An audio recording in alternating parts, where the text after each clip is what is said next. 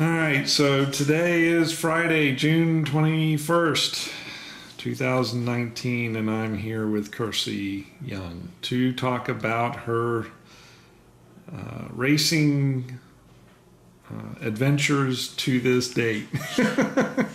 So, let's see, let me recap your season here. First race was March 9th, you qualified 15th, you finished 6th. That was a great race. April 6th, you qualified 13th. You finished 16th. That was a DNF. And we'll talk about that. Whoops.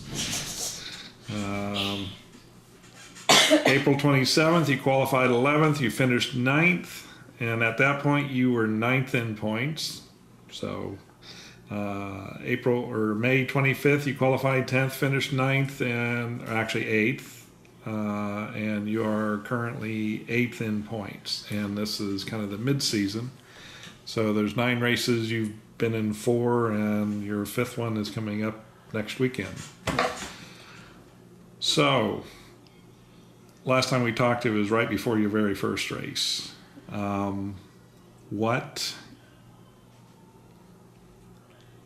has it been like since that? I mean, that first race, what was that like for you? Because that was the first time competing in that car. It was kind of weird. I mean, I wasn't used to the car. My qualifying has obviously gotten better. Right. Gotten used to the car. From the first race, we only raced that halfway because it got rained out. Right. So we did 40 laps. Yeah. Out of 70. And then second race, We had an accident. You got caught up in someone else's Yeah. accident. There was a spin out, and yeah, that worked. And so that was a full race after those 2 races for us. The third race, well, Yeah.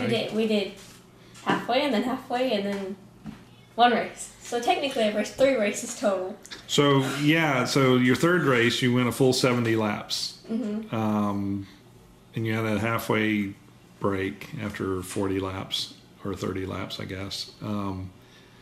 So what's it like racing 70 laps in a full-size car? It's hot. I mean, I get out of the car and, like, you would think that it would be hot. I think the first couple of races, it wasn't that hot. Like, I would get out of the car and, like, pull my fire suit down, like, drenched in sweat. Right.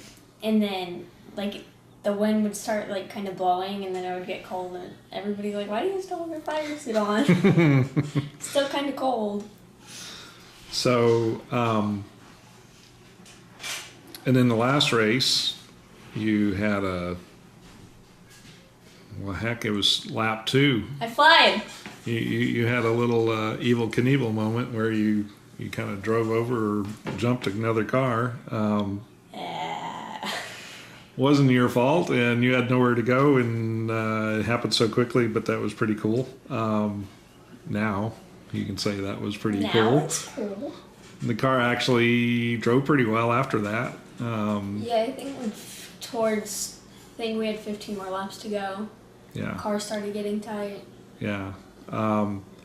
So you compete in a field with 19 other drivers, 2 of which are young ladies like you.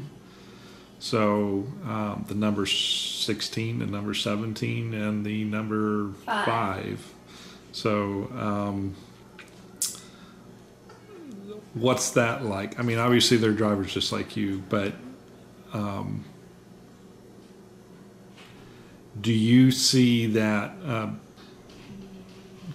Well, first of all, do you see any difference racing against them versus other drivers? Not really. Not really, yeah.